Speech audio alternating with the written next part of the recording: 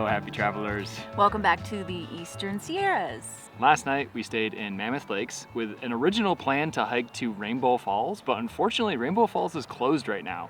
I guess they're doing some construction on the road in, so we had to change our plans last minute.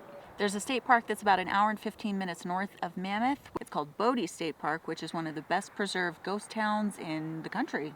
This is a Gold Rush era ghost town, and they have preserved it so it is very much still intact as the way it would have been in the Gold Rush era. So on our way north, we decided to stop and have a little picnic at Mono Lake, which is a beautiful, unique lake that's actually saltwater. That's just a bit north of Mammoth. And we've got about a half hour further to drive before we reach the town of Bodie. So to get to Bodie from Mammoth, you head north on 395 for a little over an hour, and then you'll turn right onto Highway 270, which ends up being paved for about the first 10 miles, and then it turns into a dirt road, which means you'll have to go a little bit slower, but you don't need a four-wheel drive to do it. Pretty well maintained and well trafficked. It is seasonal though, so during the winter, the road is completely closed. All right, we have made it to Bodie. Admittance to this park is $8 per person, and you have to pay that in cash. So make sure you have exact change.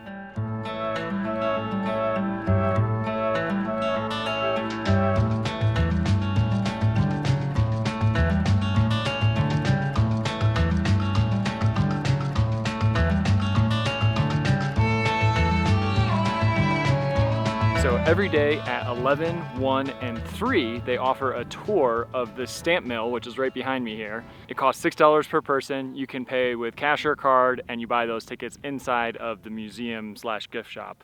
We've never done this tour before, so snag some tickets and we're gonna go check it out.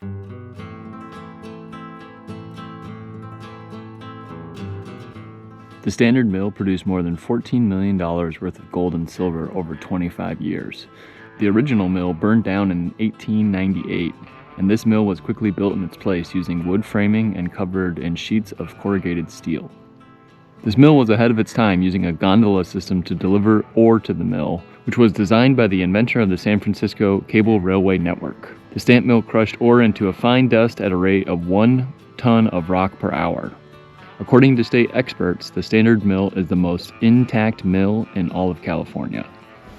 So since I was born not too far from here, I've actually been to Bodie at least 10 times, I would say, in my life, but I've never done that tour before. I actually didn't even know that tour was a possibility. So I'm glad we were able to catch it. It was really interesting, and I got to see another side of the park that I've never seen before. So highly recommend the mill tour. The ranger that led the tour said that they do not run it all the time. Sometimes they close it down for maintenance, or if it's too hot or too cold here. Pretty lucky that we were actually here on a day that they did run the tour. Since this place became a state historic park, it became illegal to take any of the artifacts that are left over. So just walking around, you'll find old rusty pieces of metal and broken glass, tin cans, everything that's just left over. And a lot of it's like kind of garbage, but it's still really cool to see that so much is left behind at this place. If it wasn't protected like this, there's no way that there'd be this much stuff here. So back in Bodie's heyday, there was over 2,000 buildings in this town and somewhere between 8,000 to 10,000 residents. Today, obviously, there's not that much left over, but there still is a lot of buildings. I'm not sure exactly how many there are still standing, but there's gotta be probably 75 or more buildings. It's considered one of the best preserved ghost towns in the country, and people just left. They just didn't even really pack up. They left all their stuff. Some of the buildings you can still go in, and some of them you can just look in the windows, but there are beds and tables, and a few of them even have like dishes on the table still, which is crazy. Yeah, it's kind of spooky. Oh, look, there's a wagon in there. I don't think I've ever seen a garage for a wagon. It's in there. There's a coat hanging up, some chairs, some trunks. So of course, in every Western ghost town, you're going to have a saloon, a general store, a hotel. Probably there's a church down the road, and I think somewhere over back in this area is the red light district, because every Western town had at least one of those. Wow, look at these old gas pumps. These are really cool. I don't think I've ever seen gas pumps this old before. This is the old schoolhouse, which is always one of the creepiest buildings in a ghost town or an old historical town. It even just looks creepy. Yeah.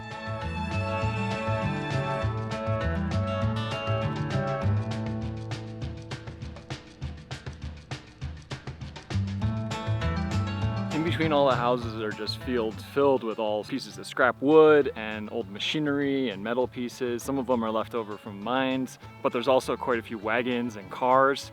One of the coolest cars has got to be this like 1930s like coupe that just looks super awesome. So on one of the main streets in town, there's a couple of buildings that are a little more permanent. They're made out of brick. This is one of the saloons, and there's a dance hall right next to it. One of the buildings, which I believe was a general store, they actually turned it into a museum. And they have a small souvenir shop in there where you can get a couple t-shirts and little things that say Bodie on them. But I would say 90% of the buildings in town are vacant. They do fence off quite a few of them, so you can't go in. That's just for preservation. And a handful of them you are allowed to go in at certain times. A couple of the buildings have also been turned into staff residences, so the park rangers that actually work here live in these buildings. On the inside, I'm sure have been updated, but on the outside, look like they did in the mining days, so it'd be pretty crazy to live up here.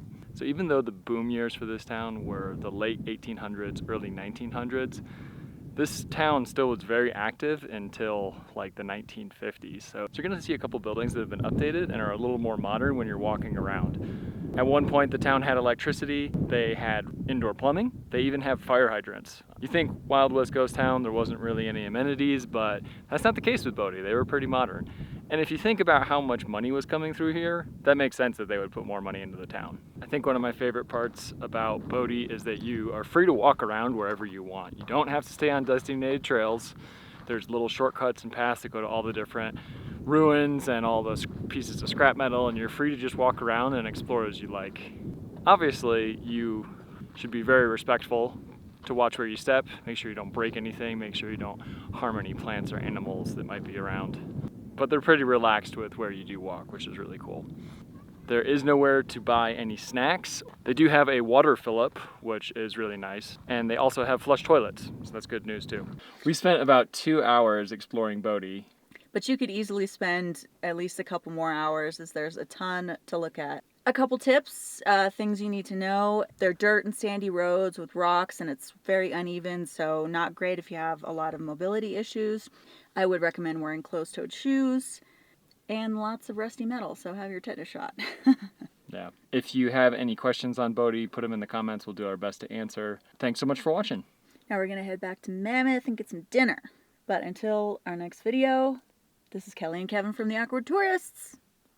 Peace out. On screen. Hello, happy travelers. Back in the gold rush era. Does that make sense?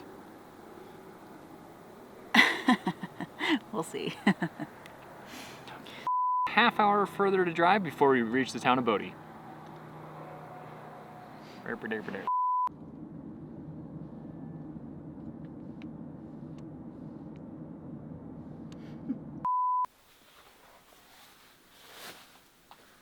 Oh, found the outhouse. So plan to... Nice.